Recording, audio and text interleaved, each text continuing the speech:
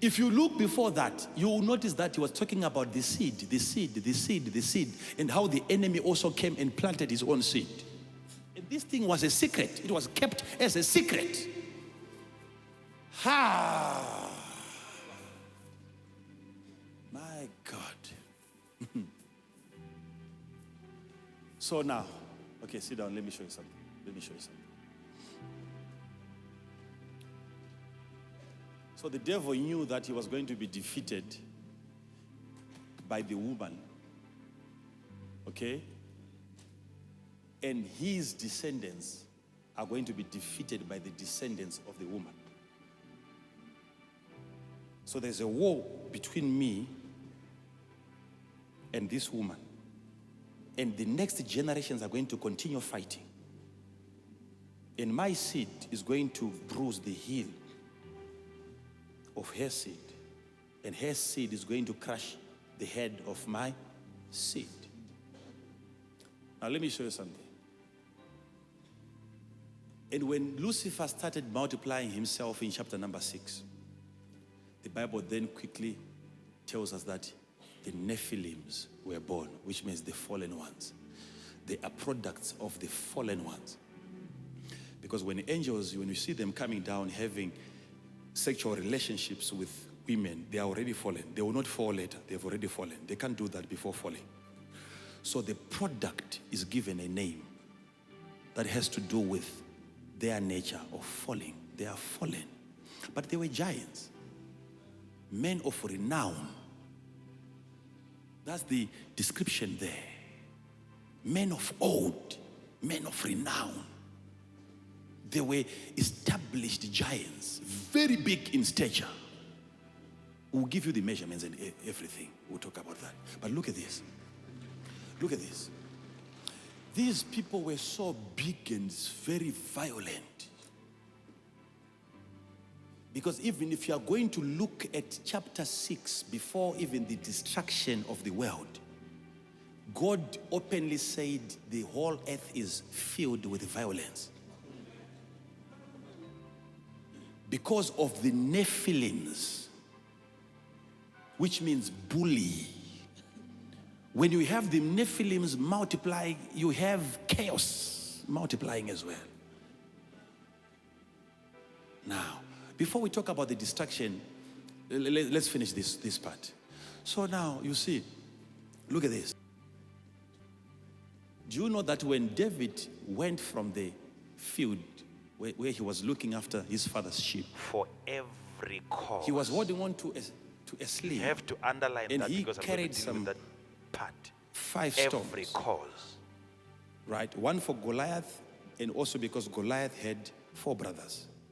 So he took 5 stones, and Goliath was also a giant. Goliath was a Nephilim. I will describe to you, I will prove to you. And God himself, okay, look at this. And when David killed Goliath, he didn't kill Goliath with a sling. No.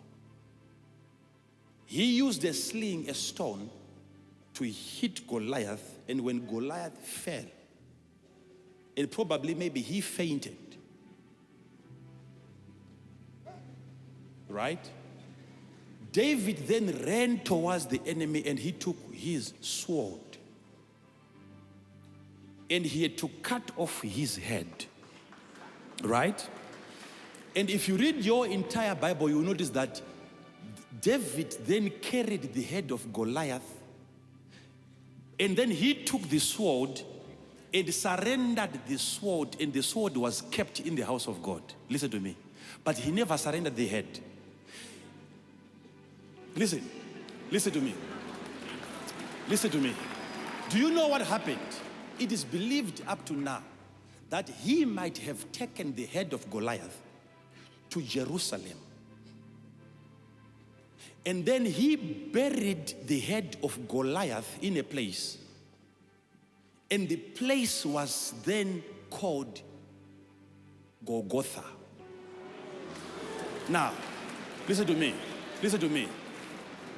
Listen to me. Golgotha means the place of the skull, not the skulls. Skull. It was not called. Listen, please. Let me explain.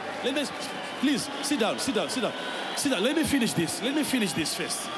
So now he took the head of Goliath, right, to a place. If you look at those two names, Goliath and Golgotha, they are coming from the same root. And it is called the place of the skull. Where Jesus was crucified, it's called the place of the skull. Not because there were many skulls of people that were crucified there, but because originally there was an outstanding skull that was buried there. So prophetically, David was able to carry the head of the serpent to its rightful place, where he knew that the heel of Jesus was going to tread upon. Now, listen. I wanted to get something. So when Jesus was hanging on the cross, you look at the head of the Nephilim, the seed of the serpent, and you look at the heel of the seed of the woman. So prophetically, David knew exactly where Jesus was going to crush the head of the seed of the serpent. Are you following this? Now sit down. Let me show you something.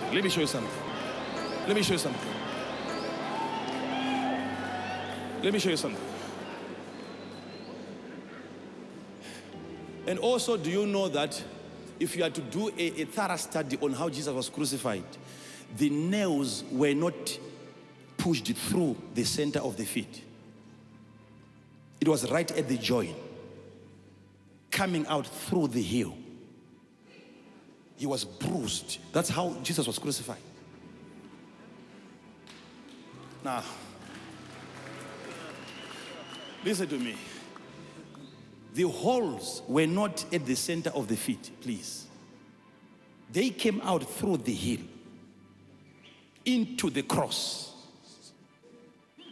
And who was doing that? The seed of the serpent. There was a generation there. And when Jesus, with that bruised heel, he also went to a place where the skull, the head of the serpent was buried. And he was right on top of the head, hanging there on the cross, knowing that I'm now treading upon the head of the serpent. That's where Lucifer was ultimately disarmed and destroyed. Not today when you see demons coming out, no. Some more than 2,000 years back. That's when the head of the serpent was crushed. How do you crush the head of the serpent? You crush the head of the serpent by crushing his ideas and plans and strategies against your people.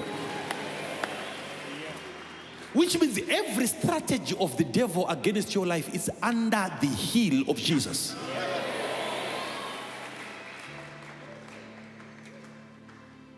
What did he say when he said, "I've given you power to tread upon serpents and scorpions"?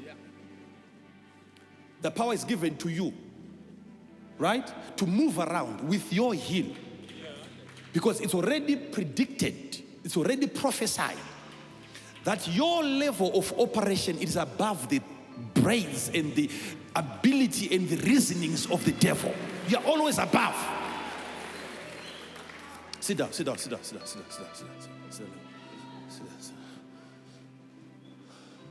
So way before Jesus came,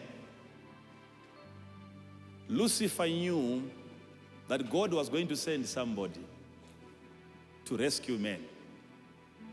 My God, your way. Listen to this. It's going.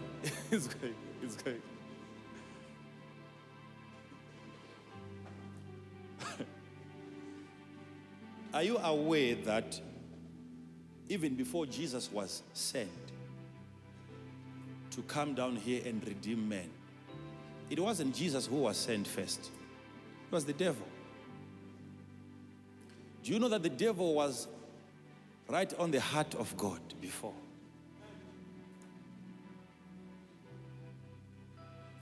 Remember, I taught about the pre-Adamic race, the world that existed before Genesis chapter 1.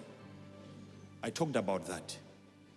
And I said there were people, I don't want really to call them people like us. I don't know whether they were like us. But there was a race that lived before Adam. Okay. And there were creatures, and I gave you scriptures and scriptures upon scriptures, and how God destroyed that first world. And then we get to Genesis chapter 1, where God is now reviving the world that he had destroyed. Right? And it was during that time, that pre-Adamic race, where Lucifer was sent as the Messiah. The same mission that was given to Jesus, it was first of all given to Lucifer, to come down here and to demonstrate the love of the Father to the creation.